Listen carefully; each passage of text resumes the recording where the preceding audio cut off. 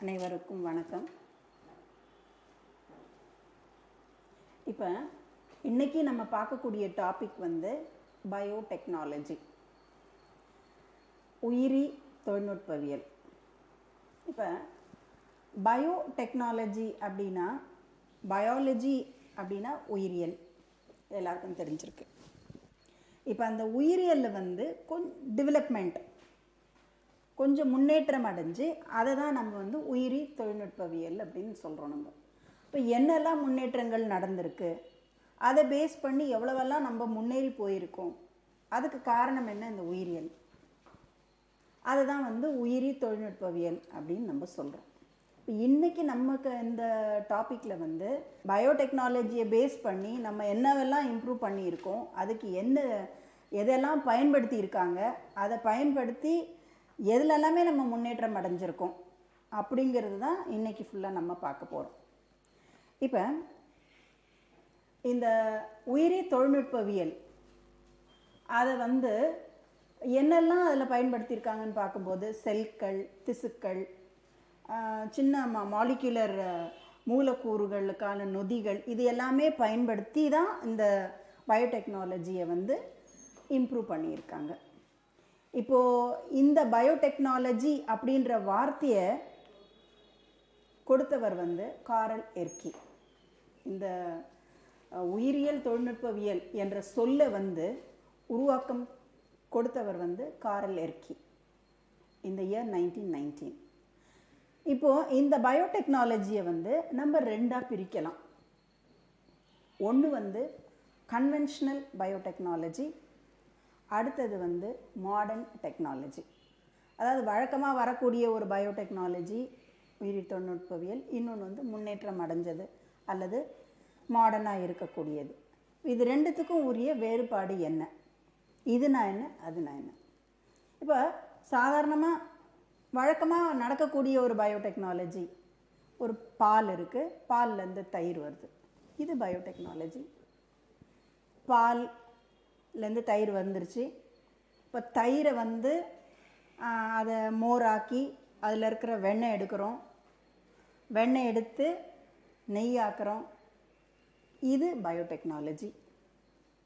அதுக்கு அடுத்து அரிசி, உளுந்து இதெல்லாமே நம்ம ஊற வச்சு அரைச்சி அப்புறமா அதை நொதிக்க செய்து இட்லி தோசை நல்லா ஊற்றுறோம், இது பயோடெக்னாலஜி இல்லையா. சோடா மாவு, அதை புளிக்க வைக்கிறதுக்காக சோடா மாவெல்லாம் கலந்து அதை நைட்டில் ஊற வச்சு நல்லா புளிக்க வச்சுட்டு நொதிக்க செய்கிறோம். அதுக்கு அடுத்த நாள் காலையில் இட்லி தோசை அப்படின்னு எல்லாம் ஊற்றுறோம், இது பயோடெக்னாலஜி இல்லையா. ப்ரெட்டு, பன்னு, கேக்கு இதெல்லாம் தயாரிக்கிறோம், இது எல்லாமே பயோடெக்னாலஜி. வழக்கமாக ஒரு கிச்சனில் நடக்கக்கூடிய ஒரு சின்ன அமௌண்ட்டில் நடக்கக்கூடிய ஒரு நொதித்தல். இப்போ நான் எல்லாமே சொன்னேன் இல்லையா, இது எல்லாமே வழக்கமான நொதித்தல் அப்படின்ற கேட்டகரி. கன்வென்ஷனல் பயோடெக்னாலஜி அல்லது ட்ரெடிஷ்னல் பயோடெக்னாலஜின்ற கேட்டகரியில் போயிடும். அப்போ பால்லேருந்து தயிர் எடுக்கிறது, வெண்ணெய், மோர், அப்புறம் நெய் செய்கிறது, அப்புறம் ப்ரெட்டு, பன்னு, கேக்கு இது செய்கிறது, இட்லி தோசையை தயாரிக்கிறது, இது எல்லாமே கன்வென்ஷனல் பயோடெக்னாலஜின்ற கேட்டகரியில் வந்துடும். இப்போ நம்ம சமையல் அறையில் நடக்கக்கூடிய இந்த இட்லி தோசை மாவு தயாரிக்கிறது, இட்லி செய்கிறது, நான், ரொட்டி, பீட்சா, பன்னு, கேக்கு, அப்புறம் தயிர், மோர், வெண்ணெய் இது செய்கிறது, இது எல்லாமே உயிரி தொழில்நுட்பவியலில் வரக்கூடிய ஒரு கன்வென்ஷனல் பயோடெக்னாலஜியில் வந்துடும். இது எல்லாமே இதுக்கு பயன்படுத்தக்கூடிய நுண்ணுயிரிகளை தொழில்நுட்பத்தில் அந்த ஈஸ்ட்டு அந்த மாதிரியெல்லாம் பயன்படுத்துவோம் சரியா. அந்த பியர் செய்கிறது, பேக்கரி ப்ராடக்ட்ஸு, இது எல்லாமே காமனாக வழக்கமாக நடக்கக்கூடிய ஒரு பயோடெக்னாலஜி. அடுத்த கேட்டகரி நவீன உயிரி தொழில்நுட்பவியல், மாடர்ன் பயோடெக்னாலஜி. இதில் என்னென்னா ஆர்டிஎன்ஏ டெக்னாலஜி மூலமாக நம்ம இம்ப்ரூவ் ஆகிருக்கு. ப்ராடக்ட்ஸ் ஃபர்மெண்டேஷன் மூலமாக அதிகமாக செய்யக்கூடியது. ஃபார்மசூட்டிக்கல்ஸில், அதாவது மருந்து தயாரிக்கிறதுல, protein, different types of protein, இது எல்லாமே தயாரிக்கிறதுக்கு நிறைய ப்ராடக்ட்ஸை பெரிய பெரிய அளவில் தயாரிக்கக்கூடிய ப்ராடக்ட்ஸை தயாரிக்கிறதுக்கு இந்த மெத்தடை யூஸ் பண்ணுவோம் நம்ம. அதுதான் மாடர்ன் பயோடெக்னாலஜி. இப்போ இந்த மாடர்ன் பயோடெக்னாலஜியில் வந்து நம்ம அதிகமாக பயன்படுத்தக்கூடியது வந்து நொதித்தல், ஃபெர்மெண்டேஷன். இந்த ஃபெர்மெண்டேஷனில் வந்து எது எல்லாமே பண்ணலாம் அப்படின்னா ஆசிட்ஸ், அமிலங்கள், என்சைம்ஸ், நொதிகள், ஆல்கஹால், அப்புறம் ஆன்டிபயோட்டிக்ஸ், உயிரி எதிர்பொருட்கள், நுண்வேதி பொருட்கள், வைட்டமின்ஸ், அப்புறம் மற்றும் நச்சு பொருட்களை உறுதிப்படுத்துறது, இது எல்லாமே வந்து இந்த கேட்டகரியில் வரும். சிங்கிள் செல் புரோட்டீன், ஒற்றை செல் புரதம், ஆல்கஹால் மற்றும் உயிரி எதிர்பொருள் பெருமளவில் உற்பத்தி செய்வதற்காக இது உதவி புரியுது. அதுக்கு அடுத்து வந்து உரங்கள், bio fertilisers, biofuels, monoclonal antibodies, இது எல்லாமே தயாரிக்கிறதுக்கு கூட இது பயன்படுது. இப்போ இந்த ட்ரெடிஷ்னல் பயோடெக்னாலஜி மூலமாக நம்ம எதை உறுதிப்படுத்துகிறோம் அப்படிங்கிறது தான். இப்போ மைக்ரோ ஆர்கானிசம்ஸை வச்சு பெருமளவில் எப்படி இந்த தடுப்பூசிகள், உயிரி உரங்கள், ஆன்டிபயோட்டிக்ஸு, அப்புறம் இன்டர்ஃபெரான்ஸு, டிஎன்ஏ மறுகூட்டிணைவு, ஆர்டிஎன்ஏ டெக்னாலஜி அப்படின்னு நம்ம சொல்கிறோம். இது எல்லாமே வந்து இதன் மூலமாக தான் நம்ம வந்து நிறைவேற்றிக்கிறோம். இப்போ இந்த ட்ரெடிஷ்னல் பயோடெக்னாலஜி அப்படின்னு சொல்கிறதுல வந்து fermentation is an important process.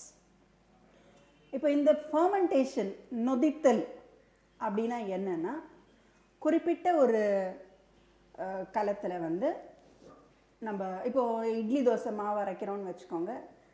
Idli தோசைக்கு மாவு அரைச்சிட்டு அதில் நம்ம சோடா மாவை போட்டு நம்ம கலந்து வைக்கணும், அது புளிக்கிறதுக்காக, அதை நொதிக்க செய்கிறதுக்காக.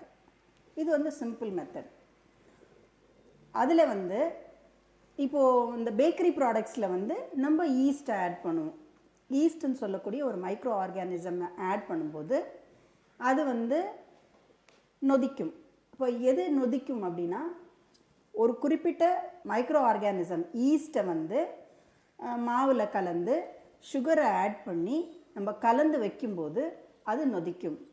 இப்போ பேக்கரி ப்ராடக்ட் வந்து சிம்பிளாக நம்ம பன் தயாரிக்கிறதுல பார்த்தோம்னா, பன்னோ இல்லை ப்ரெட்டோ கேக்கோ செய்யும்போது என்ன பண்ணுறோம், நம்ம மைதா மாவு, முட்டை, சர்க்கரை, அப்புறம் இந்த ஈஸ்ட்டு, இது எல்லாத்தையும் நல்லா கலந்து அடிக்க சொல்லுவாங்க. நீங்கள் நல்லா அந்த பேட்டரை அடிக்க சொல்லியிருப்பாங்க, நீங்கள் பார்த்துருப்பீங்க. அதை நல்லா அடித்து கலந்து அப்படி ரெஸ்ட்டுக்கு விடுவோம், ஃபெர்மெண்ட்டுக்கு விடுவோம். நம்ம அந்த ஃபெர்மெண்டேஷனில் விடும்போது என்ன ஆகும்னா, நம்ம ஈஸ்ட் ஆல்ரெடி ஆட் பண்ணியிருப்போம். அந்த ஈஸ்ட்டில் வந்து 2 விதமான என்சைம்ஸ், நொதிப்பொருள்கள் இருக்குது. அதில் வந்து ஒன்று இன்வெர்டேஸ், இன்னொன்று வந்து ஜைமேஸ். இந்த 2 நொதிப்பொருள்கள் வந்து அந்த சுகர் கூட ரியாக்ட் பண்ணி 2 ப்ராடக்ட்ஸை உங்களுக்கு கொடுக்கும். எப்போவுமே வந்து ஈஸ்ட் வந்து சுகர் கூட ரியாக்ட் பண்ணும்போது ப்ராடக்ட்ஸ் ஒன்று ஆல்கஹால், இன்னொன்று கார்பன் டை ஆக்சைடு வெளியில் வரும். பேக்கரி ப்ராடக்ட்ஸில் வந்து கார்பன் டை ஆக்சைடு வெளியில் வரும்போது அந்த ப்ரெட்டுக்கோ, பன்னுக்கோ, கேக்குக்கோ அந்த சாஃப்ட்னஸை கொடுக்கும். அதே ப்ரூவரி, வைன் தயாரிக்கிறதுல, பீர் தயாரிக்கிறதுல இதை பார்க்கும்போது அந்த ஆல்கஹாலை கலெக்ட் பண்ணி நம்ம எடுத்துருவோம். ஆக இது 2த்துலேயுமே வந்து yeast plays an important role. என்னென்னா, கார்பன் டை ஆக்சைடு ஆல்கஹாலை ப்ரொடியூஸ் பண்ணும் சுகர் கூட ரியாக்ட் பண்ணும்போது. இப்போ நீங்கள் அந்த பன்னு, ப்ரெட்டு, கேக்கு, இதை நீங்கள் அந்த டச் பண்ணி பார்த்தீங்கன்னால சாஃப்டாக இருக்கும். அதுக்கு காரணம் என்ன அப்படின்னா, இந்த ப்ரெட்டு வந்து அதுக்கு அந்த சுகரும் அந்த ஈஸ்ட்டில் உள்ள அந்த என்சைம்ஸ் 2 ரியாக்ட் பண்ணி ஆல்கஹாலும் கார்பன் டை ஆக்சைடும் கொடுத்துருச்சு. இப்போ அந்த பன்னுடைய ஷேப்பில் அந்த மாவை தட்டி அந்த ஓவனுக்குள்ளே வச்சு அதை தள்ளி விட்ருவாங்க. அது நல்லா வெந்ததுக்கு அப்புறமா அந்த ட்ரா நம்ம இழுக்கும்போது பார்த்தீங்கன்னா ஃபஸ்ட்டு அந்த புகையெல்லாம் வெளியில் வரும். அதுதான் கார்பன் டை ஆக்சைடு. இப்போ அந்த கார்பன் டை ஆக்சைடானது அந்த ப்ரெட்டுக்குள்ளே அடங்கி இருக்கும். அது வேகும்போது அந்த பன்னு வெந்ததுக்கு அப்புறமா அந்த பன்னுக்குள்ளே இருக்கக்கூடிய கார்பன் டை ஆக்சைடு அது ஓட்டை போட்டுட்டு அது வெளில வந்துடும். அப்படி வெளியில் வந்தது அது புகையாக நின்றுடும். ஆனால் அந்த பன்னு ப்ரெட்டெல்லாம் நீங்கள் எடுத்து பார்த்தீங்கன்னா ஓட்டையாக இருக்கும். நம்ம அந்த சாதாரணமாகவே நீங்கள் ப்ரெட்டு பன்னெல்லாம் எடுத்து பார்த்தீங்கன்னா ப்ளெயினாக நம்ம சப்பாத்தியெல்லாம் இருக்கிற மாதிரியெல்லாம் இருக்காது. அதுக்குள்ளே எப்படி இருக்கும்? ஓட்டையாக இருக்கும். அந்த ஓட்டையாக இருக்கிறது என்னன்னா, ஏற்கனவே அந்த இடத்துல கார்பன் டை ஆக்சைடு இருந்திருக்கு. வெந்த உடனே அதை ஓட்டை போட்டுட்டு அந்த மாவு வழியாக வெளியில் கார்பன் டை ஆக்சைடு வந்துருச்சு. அதனால் என்ன ஆயிடுச்சு? அது வெளியில் வர பார்த்து ஓட்டை போட்டதுனால அந்த ப்ரெட்டோ பன்னோ நல்லா பொசுன்னு நல்லா சாஃப்ட் ஆகிடுது. இதுதான் அது சாஃப்டாக இருக்கிறதுக்கான காரணம். இது ட்ரெடிஷ்னல் பயோடெக்னாலஜியில் யூஸ் பண்ணக்கூடிய ஒரு சாதாரணமான சிம்பிளான ஒரு மேட்ரு. அதே மாதிரி நம்ம இட்லி தோசையில் நம்ம பார்த்தோம்னா கூட, இட்லியை அம்மா தோசை ஊற்றும் போது நீங்கள் பார்த்துருப்பீங்க, தோசை மாவு ஊற்றுனதுக்கு அப்புறமா அப்படியே பிளெயினாக இருக்குது இல்லையா? அந்தந்த தோசை ஊற்றின உடனேயே அது மேலே நல்ல ஓட்டையாக வரும். அது என்ன? மாவில் இருக்கக்கூடிய கார்பன் டை ஆக்சைடு வெளியில் வருது. அப்போ அந்த வெந்த இடத்துலேருந்து நீங்கள் பார்த்தீங்கன்னா அந்த ஓட்டை வழியாக அந்த புகை வரும், காற்று வரும். அதனால் என்ன ஆகும்னா இட்லியோ தோசையோ சாஃப்டாக இருக்கும். இது ட்ரெடிஷ்னல் பயோடெக்னாலஜி. இது நம்ம ஈஸ்ட் ஆட் பண்ணதுனால வரக்கூடிய சாஃப்ட்னஸ். அந்த ஈஸ்டில் இருக்கக்கூடிய அந்த என்சைமுக்கு பேர் தான் ஜைமேஸ். அதை பற்றி படிக்கிறதுக்கு பேர் தான் ஜைமாலஜி. இப்போ இந்த நொதித்தலை சமையல் அறையில் பார்த்துருக்குறோம். நம்ம பெரிய பெரிய ப்ராடக்ட்ஸ் செய்கிற இதுலேயும் நிறைய ப்ராடக்ட்ஸ் செய்கிற இதுலேயும் நம்ம பார்த்துருக்குறோம். நம்ம அதிகமாக பயன்படுத்துறது நொதித்தல்லையும் தனிச்சல் புரதம் இதில் தான் நம்ம நிறைய பார்த்துருக்கோம். இதில் பாக்டீரியா, ஈஸ்ட்டு, ஆல்கே, சின்ன சின்ன சிங்கிள் செல், ஒரு செல் உயிரினங்கள், இது எல்லாமே அதில் பயன்படுத்துகிறாங்க. இப்போ இந்த ஃபர்மெண்டேஷன், நொதித்தல் அப்படிங்கிறத இந்த பெரிய பெரிய நம்ம சமையல் அறையில் செய்கிறது நம்ம ஃபேமிலிக்காக நம்ம செஞ்சுக்கிறோம். அது நமக்கு தெரிஞ்சு செய்கிறது. இப்போ இந்த பெரிய அளவில் இந்த vitamin tablets, single cell protein, அப்புறம் பெவரேஜஸ்ஸு, ஆல்கஹால் ப்ரொடக்ஷன்ஸு, ஆன்டிபயோட்டிக்ஸு, மருந்து மாத்திரைகள் தயாரிக்கிறது, இதுக்கெல்லாம் செய்யும்போது பெரிய கலன்கள் தேவைப்படுது. அதுக்கு பேர் தான் உயிரி வினை கலன், பயோ ரியாக்டர் அப்படின்னு சொல்லுவோம். இப்போ இந்த பயோ ரியாக்டருக்கு போகிறதுக்கு முன்னாடி இதில் இந்த ஈஸ்டில் தான் உங்களுக்கு நொதித்தல் அதிகமாக நடக்குது அப்படின்றது முதலாக கண்டறிஞ்சவர் நம்ம லூயிஸ் பாஸ்டர். அவர் தான் இதை முதல்ல கண்டறிஞ்சார். இதை ஈஸ்ட் ஆட் பண்ணோம்னா நொதித்தல் நடக்கும் அப்படின்னு சொல்லிட்டு சொன்னார். இப்போ இந்த நொதித்தலில் இட்லி, தோசை, அந்த பேக்கரி ப்ராடக்ட்ஸு இதெல்லாம் சாஃப்டாக வர்றதுக்கு உண்டான காரணம் ஈஸ்டில் இருக்கக்கூடிய நொதிப்பொருள்னு பார்த்தோம். நம்ம அந்த நொதிப்பொருள்னால தான் இந்த சாஃப்ட்னஸ் வருது. நொதித்தல் அதிகமாக இந்த ஈஸ்ட் மூலமாக தான் நடக்குது. அதுக்கு காரணம் ஜைமேஸ்ன்ற ஒரு நொதிப்பொருள் அப்படின்னு முதலில் கண்டறிந்தவர் லூயிஸ் பாஸ்டர். நான் ஆல்ரெடி சொல்லியிருக்கேன். இப்போ இதை பேஸ் பண்ணி அதிகமாக பொருட்களை தயாரிக்கிறது எப்படி? நம்ம இந்த இட்லி, தோசை அப்படி நல்லா செய்கிறது எல்லாமே சின்ன கொஞ்சமாக செய்கிறோம். நம்ம ஒரு 4 பேருக்கோ 10 பேருக்கோ அந்த மாதிரி. ஆயிரக்கணக்கான டேப்லெட்ஸு, ஆன்டிபயோட்டிக்ஸு, லிட்டர் கணக்கில் ஆன்டிபயோட்டிக்ஸு இது மாதிரி செய்கிறதுக்கு எல்லாமே இந்த சின்ன கிச்சன் ப்ராடக்ட்ஸ், கிச்சனில் செய்யக்கூடிய சின்ன கலன்களெல்லாம் உதவாது. அது செய்ய முடியாது. அதுக்கு தேவையான ஒரு பெரிய கலனுடைய பெயர் தான் உயிரி வினை கலன், பயோ ரியாக்டர் அல்லது ஃபர்மெண்டர். அது ஒரு பெரிய ஜாடி மாதிரி இருக்கும், பெரிய கண்டெய்னர் மாதிரி இருக்கும். அந்த கண்டெய்னரை அது கரெக்டான பிஹெச் லெவலு, அசிடிக் லெவலு அது மெயின்டைன் பண்ணும். அந்த டெம்பரேச்சரை மெயின்டைன் பண்ணும். அதில் தேவையான நம்ம எந்த ப்ராடக்டை நம்ம தயாரிக்க போகிறோமோ, எந்த உயிரி பொருட்களை போடணுமோ அதுக்கு ஒரு என்ட்ரி பாயிண்ட்டும் அந்த ப்ராடக்ட் எடுக்கக்கூடிய ஒரு அவுட்லெட்டு, இது ரெண்டுமே இருக்கும். நீங்கள் பிக்சரில் கூட நீங்கள் பார்க்கலாம். ஒரு பெரிய கேன் மாதிரி இருக்குது, மேலே ஒரு ஸ்க்ரூ நாப் மாதிரி இருக்குது, கீழே ஒரு ஸ்க்ரூ நாப் மாதிரி இருக்குது, மேலே போடுறதுக்கு ஒரு ஜாடி மாதிரி ஒரு மூடி இருக்கும், அதை திறந்துட்டு அதுக்குள்ளே போடுற மாதிரி ஒன்று இருக்கும், கீழே வந்து அந்த ப்ராடக்ட்ஸை எடுக்கிற மாதிரி ஒரு படம் கூட நீங்கள் பார்க்கலாம். இதுக்கு பேர் தான் வந்து பயோரியாக்டர். இந்த பயோரியாக்டர் மூலமாக நம்ம என்ன பண்ணலாம் அப்படின்னா, அதிக அளவில் ஆன்டிபயோட்டிக்ஸ் தயாரிக்கிறதுக்கு, அதிக அளவில் சிங்கிள் செல் ப்ரோட்டீன் செய்கிறதுக்கு, அதிக அளவில் வைட்டமின் டேப்லெட்ஸ் செய்கிறதுக்கு, இதுக்கு எல்லாமே இந்த மாதிரி கலன்களை தான் நம்ம பயன்படுத்துகிறோம். எதுக்காக இதை பயன்படுத்துகிறோம் அப்படின்னா, குறிப்பிட்ட டெம்பரேச்சர் அதை மெயின்டைன் பண்ணும், குறிப்பிட்ட பிஹெச்சை மெயின்டைன் பண்ணும், அதே மாதிரி அதுக்குள்ளே இருக்கக்கூடிய அந்த அசிடிக் பேசிக் லெவலை அதை மெயின்டைன் பண்ணுறதுக்கு தான் இந்த பயோரியாக்டர். இப்போ இந்த பயோரியாக்டர் செயல்படுறதுக்கு ரெண்டு செயல்கள் இருக்குது, 2 ப்ராசஸஸ். ஒன்று வந்து அப்ஸ்ட்ரீம் ப்ராசஸ், இன்னொன்று வந்து டவுன்ஸ்ட்ரீம் ப்ராசஸ். மேற்கால் பதப்படுத்துதல் முறை, இன்னொன்று வந்து கீழ்கால். அப்படின்னா என்ன? மேல்கால்னா சிம்பிளாக புரிஞ்சுக்கிறதுக்கு என்ன, ஒரு ஜாடியை திறந்து அதுக்குள்ளே போடுறது.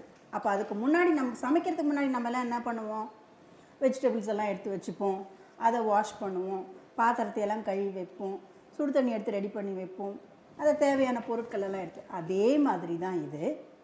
இந்த ப்ராசஸை ஸ்டார்ட் பண்ணுறதுக்கு முன்னாடி அந்த கலன்களை சுத்தப்படுத்தி வைக்கிறது, அதை ஸ்டெர்லைஸ் பண்ணி வைக்கணும், உள்ளே இருக்கிறதெல்லாம் கழுவி வைக்கணும், எந்த மைக்ரோ ஆர்கானிசமை ஆட் பண்ண போகிறோமோ அதை எடுத்து வைக்கணும், இதெல்லாத்தையும் தொடச்சி கிடிச்சு சுத்தமாக பண்ணி வைக்கிறதுக்கு எல்லாமே அதுக்கு பேர் தான் வந்து அப்ஸ்ட்ரீம் ப்ராசஸ், மேற்கால் பதப்படுத்துதல் முறை. சரி, இதில் என்ன ஆட் பண்ணணுமோ அதெல்லாம் போட்டுக்கிட்டு முடிச்சுக்கிடுச்சு, எல்லா ப்ராடக்ட்ஸ் எல்லாம் ரெடி ஆயிடுச்சு. இந்த கீழ்கால் பதப்படுத்துதல் முறை, அதன் மூலமாக கீழே இருக்கிற நாபு ஸ்க்ரூ ரிலாக்ஸ் பண்ணதுக்கப்புறமா அதன் வழியாக அந்த ப்ராடக்ட்ஸை வெளிப்படுத்துதல் எடுத்துரும். அதுக்கு பேர் தான் கீழ்கால் பதப்படுத்துதல் முறை, டவுன் ஸ்ட்ரீம் ப்ராசஸ். இந்த 2 ப்ராசஸஸ் மூலமாக தான் இந்த உயிரி வினைக்கலனானது செயல்படுது. It is working under these 2 process. இந்த ஃபெர்மெண்டேஷன் ப்ராசஸில் எப்படி ஸ்டார்ட் ஆகுது, அதில் ஸ்டெப்ஸ் என்ன, அதனுடைய செயல்முறைகள் என்ன அப்படின்னு பார்த்தோம்னா அதில் ஒரு 4-5 ஸ்டெப்ஸ் இருக்குது. முதல்ல வந்து அந்த கலனை தேர்ந்தெடுத்தல். இப்போ எவ்வளோ குவான்டிட்டி நம்ம செய்ய போகிறோம், எவ்வளோ குவான்டிட்டிஸ்க்கு நம்ம அந்த ஆன்டிபயோட்டிக்ஸ் பண்ண போகிறோமோ இல்லை அந்த மெடிசன்ஸ் செய்ய போகிறோமோ அதுக்கு ஏற்ற மாதிரி அந்த கலனை தேர்ந்தெடுத்தல். அது அந்த குவான்டிட்டி அதில் இருக்கும், லிட்டர் கணக்கில் அது எழுதியிருக்கும். அந்த பயோ ரியாக்டரை நம்ம செலக்ட் பண்ணணும். அதுக்கப்புறமா அதில் குறிப்பிட்ட டெம்பரேச்சர், பிஹெச், அந்த கல்ச்சர் மீடியம் அதை செலக்ட் பண்ணி எடுத்து வச்சுக்கணும். அதுக்கப்புறமா ஆர்கானிசம்ஸை செலக்ட் பண்ணி வச்சுக்கணும். இது குறிப்பிட்ட காலத்தில் அந்த ஆர்கானிசம்ஸை வந்து அந்த பயோ ரியாக்டருக்குள்ளே போட்டு மெயின்டைன் பண்ணணும். என்ன மெயின்டைன் பண்ணணும்? குறிப்பிட்ட வெப்பநிலை, அந்த டெம்பரேச்சரை அதை மெயின்டைன் பண்ணணும். இப்போது அது என்ன ஆர்கானிசம்ஸ் அதை ஆட் பண்ணுறோமோ அந்த ஆர்கானிசம் வந்து ஒன்று ஏரோபிக்கு இல்லைன்னா ஆன்ஏரோபிக், அந்த நிலையை அதை வச்சுருக்கணும். இது எல்லாமே மெயின்டைன் பண்ணதுக்கப்புறமா அது ஃபெர்மெண்ட் ஆகும். ஃபெர்மெண்ட் ஆனதுக்கப்புறமா டவுன் ஸ்ட்ரீம் ப்ராசஸ் வழியாக அந்த ப்ராடக்ட்ஸை வெளியெடுத்துடணும். இதுதான் இதனுடைய செயல்முறைகள். சிம்பிளாக நம்ம அதனால தான் அவங்க ஏற்கனவே சொன்ன மாதிரி இந்த கன்வென்ஷனல் பயோடெக்னாலஜியில் நம்ம கிச்சனில் என்னெல்லாம் செய்கிறோமோ லைட்டாக அதே மாதிரி தான் இதுக்குமே அது அப்ளை ஆகுன்ற மாதிரி முதலே சொல்லிட்டாங்க. கலனை எடுத்து வைக்கணும், அதை டெம்பரேச்சரை மெயின்டைன் பண்ணணும், பிஹெச்சை மெயின்டைன் பண்ணணும், அதுக்கப்புறம் ஆர்கானிசம்ஸ் அது உள்ளே போடணும், அதை நொதிக்க விடணும், அதுக்கப்புறமா தயாரித்ததுக்கப்புறமா வெளியில் எடுத்துடணும். இதுதான் அதில் நடக்கக்கூடிய ஒரு சிம்பிள் ப்ராசஸ்.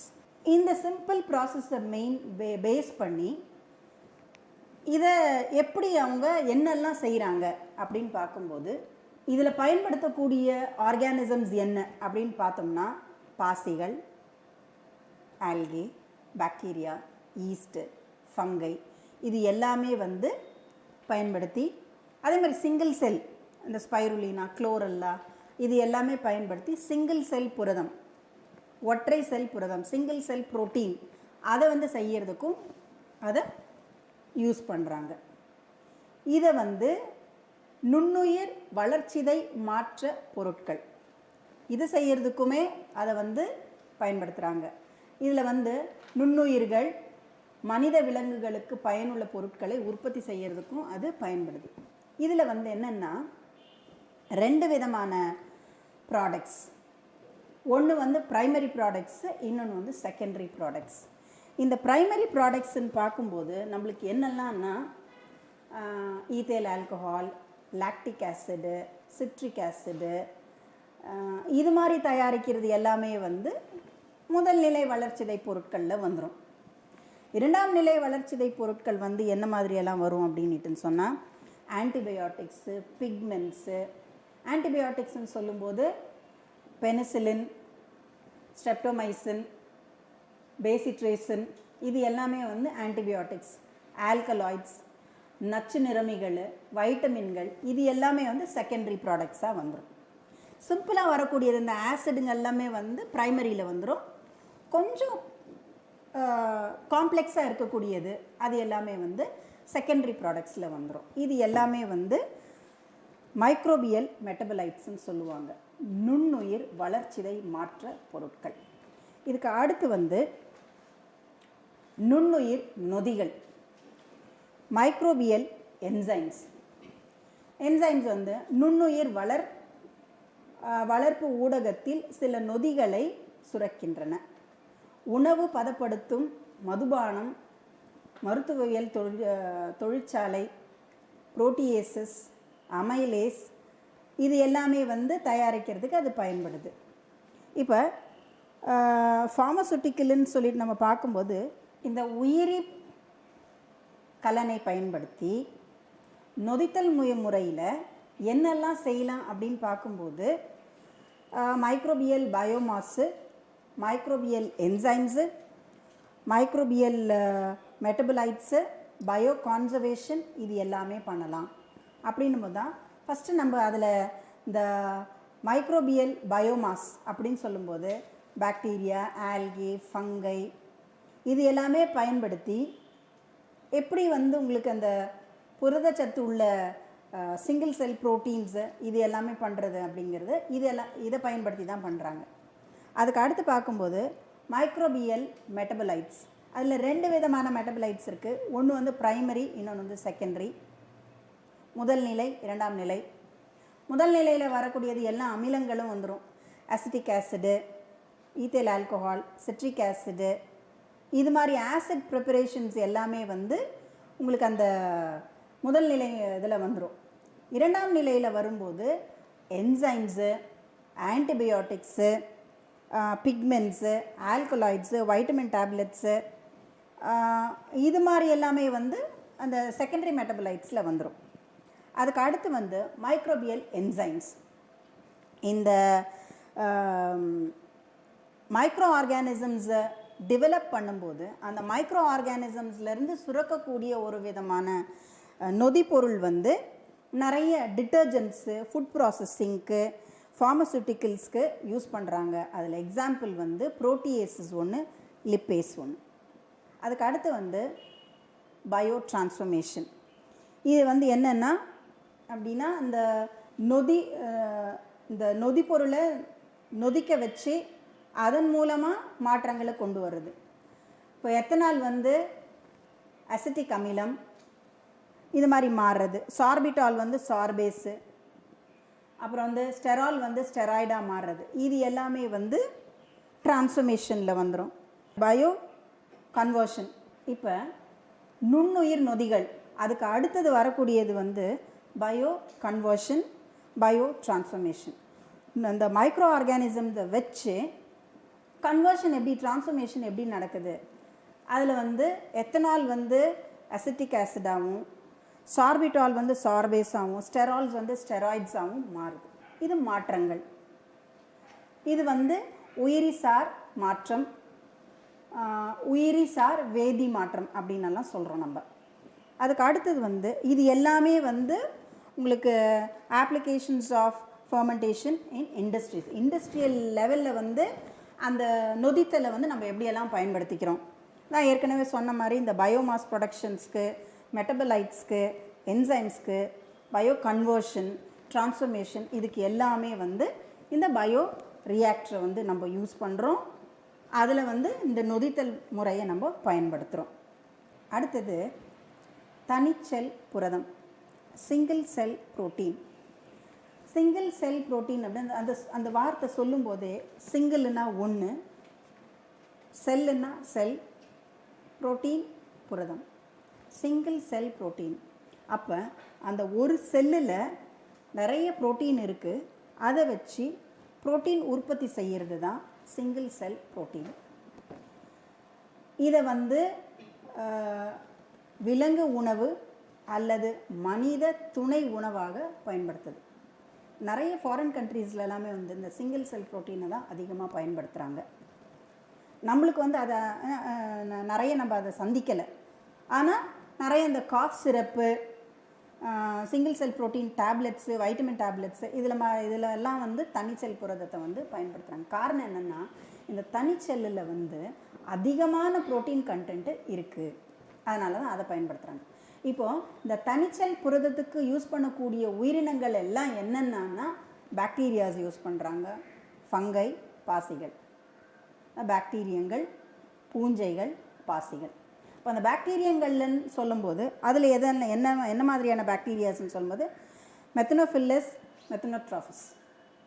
இது ஃபங்கையில் பார்க்கும்போது அகாரிக்கஸு, செக்காரோமைசிட்ஸ், ஆல்கேயில் வந்து ஸ்பைருலினா, குளோரல்லா, கிளாமிடோமோனஸ், இது எல்லாமே பயன்படுத்துகிறாங்க. இப்போ ஸ்பைருலினா சிங்கிள் செல் புரோட்டீன் இது எப்படி தயாரிக்கிறது அப்படிங்கிறது தான் இப்போது இருக்கிற ஒரு ஸ்லைடை நீங்கள் பாருங்கள், அதில் தெரியும் உங்களுக்கு.